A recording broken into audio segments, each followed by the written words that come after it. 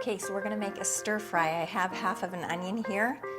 And if you feed them to your children first, if you put them on the table on their plates and you say to them, the other stuff is coming really soon, but this is all that's ready right now, if they're hungry, they will fight over the last piece of broccoli. I think maybe one of the mistakes that people make with vegetables is they think that they're not allowed to add any sauces or anything, so they just end up making them plain steamed vegetables. And I think the key with children is that firstly you have to get them great vegetables. You have to get the ones that are fresh, that are locally grown or seasonal, and then you have to dress them up a bit. You can put a bit of melted butter on your steamed vegetables or some sauces on your stir fry, because then they have kind of a positive experience with their vegetables. And now I'm switching boards.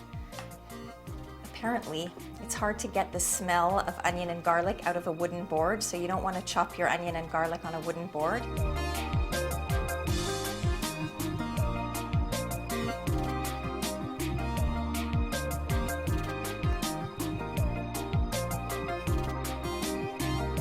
And now what I'm going to do is cut up any way, any shape, any size.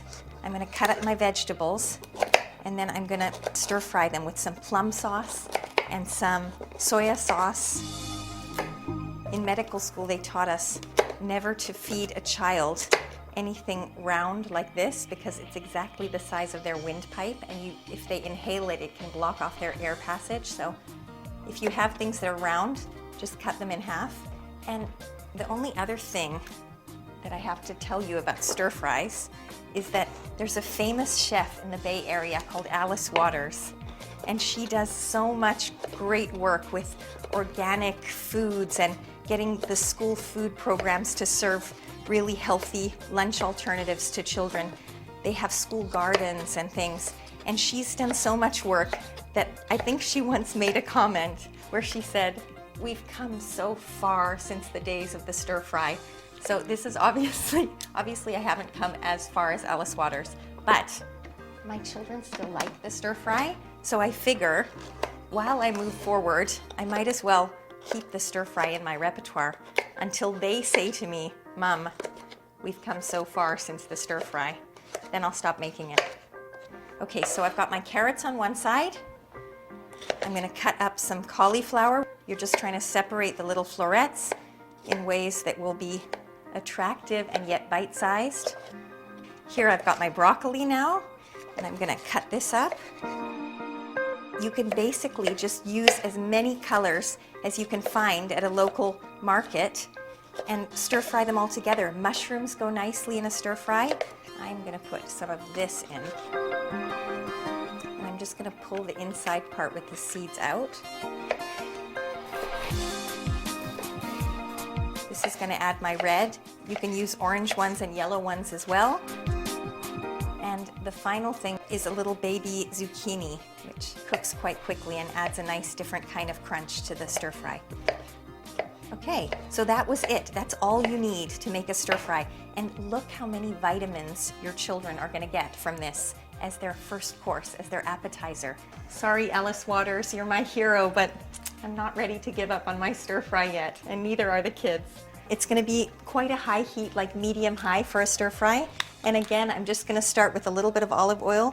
You can put a splash of sesame oil in if you have it, but you don't have to have 10 different kinds of oil in your cupboard either. It'll taste just as good with olive oil. And there's something else I didn't mention.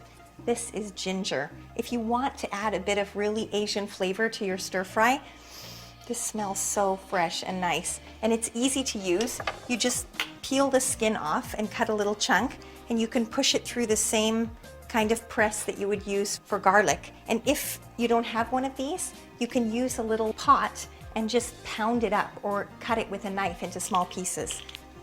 Okay, be careful that you don't get splattered because hot oil is not fun to have on your skin. And then I'm just gonna move these around until they start to get kind of glassy looking.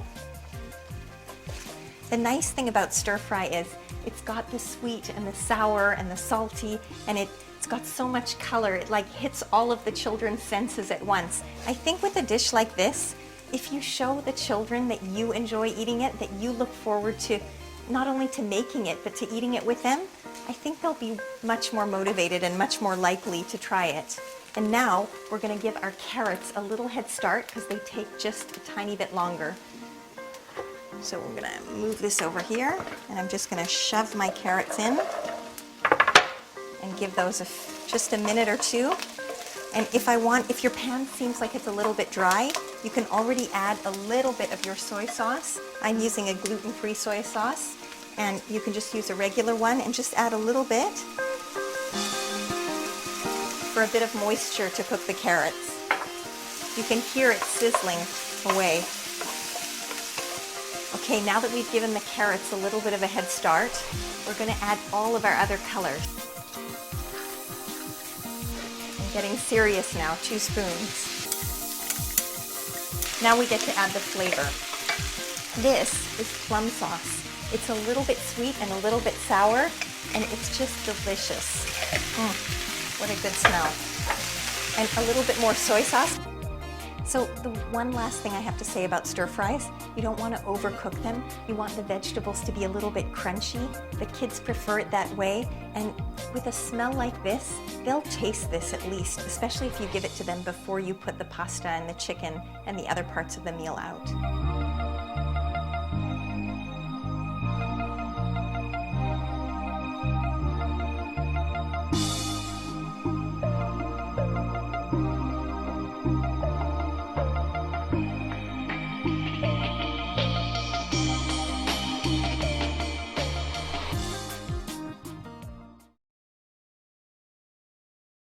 So long as you're starting with high quality beef, cooking a good steak is as easy as throwing it on the grill or searing it in a hot skillet. But if you want perfect steak, and I'm talking steak with a rich, brown, crackling crust and a medium rare core that extends all the way from edge to edge, then you need to take your technique to the next level. Now, traditional methods like broiling, grilling, or searing in a skillet leave you with one problem. Your steak develops a temperature gradient inside it. So while the very center of the meat might be a perfect medium rare, as you move towards the outer layers, it becomes more and more cooked until you reach the edges, which have the dry, chewy texture of well-done meat. So the question is, how do you minimize this overcooking? So here's the thing, the more gently you cook your food, the smaller that temperature gradient inside is going to be. So for instance, if you cook a steak in a 500-degree oven, you're going to develop a pretty thick band of gray meat inside. Cook that same steak in a 250-degree oven, and that gray band shrinks significantly. You may have heard of a concept called sous vide cooking, and the idea here is to take that low temperature cooking to the extreme. With sous vide cooking, you place your steak inside a sealed plastic bag and then put that plastic bag in a water bath held at the exact temperature that you want to serve your steak at, say 130 degrees for medium rare. About 45 minutes later, you take your steak out of that bag and it's perfectly evenly cooked from edge to edge with no temperature gradient and no danger of overcooking. The problem is that sous vide equipment is really expensive. But there's an alternative, a regular old $30 beer cooler.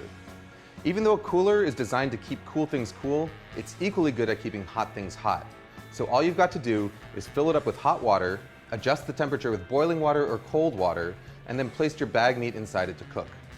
So long as you start a few degrees higher in order to compensate for the heat loss when you add your meat, it should be able to maintain its temperature for the 45 minutes required to cook most steaks, pork chops, lamb chops, chicken, or fish. You can cook your meat either in a cryovac style bag or in a regular heavy duty Ziploc bag. In order to get the air out of a Ziploc bag, put your meat inside it, zip it up most of the way, and then slowly lower it into the water, sealing it just as the air is forced out. You've probably noticed one glaring problem. Your steak develops no crust or color. You're gonna have to add this after it comes out of the cooler. Now you can do this on a grill if you want to cook outside, but my personal favorite way is to finish it in a cast iron skillet. Just heat up some oil over the highest possible heat while you carefully dry the outside of the steak in order to help it brown faster. Season the steak generously with salt and pepper, and once the oil starts smoking, add the steak to the pan along with a couple of pats of butter. Cook the steak just until it's browned on both sides, about a minute or two, and then to finish it off, hold it up vertically with tongs in order to get the edges. The beauty of this method is total flexibility in terms of timing. Once your steak comes up to temperature inside the cooler, you can let it sit there for up to a few hours longer without worrying that it's going to overcook. Your steak is going to be hot and ready to sear as soon as you're ready to eat. You want to up your game even further? Then get yourself one of these guys. By combining the intense heat of a propane torch with a cast iron skillet, you can get a steakhouse quality char in a matter of moments. Just make sure that you shut off your smoke detectors first. It may take a little bit more time, but if you're willing to put in the effort, this is the best quality steak you can get at home.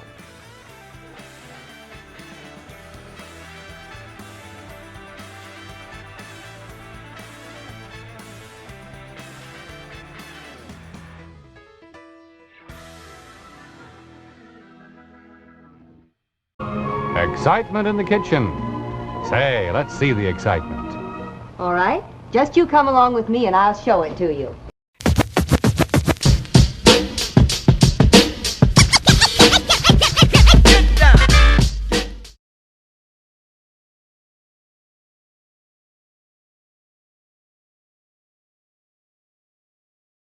Okay, this is the Appliance Dude, Kamado Johnny. This is the first Kamado cook that we're doing here with my Kamado Joe.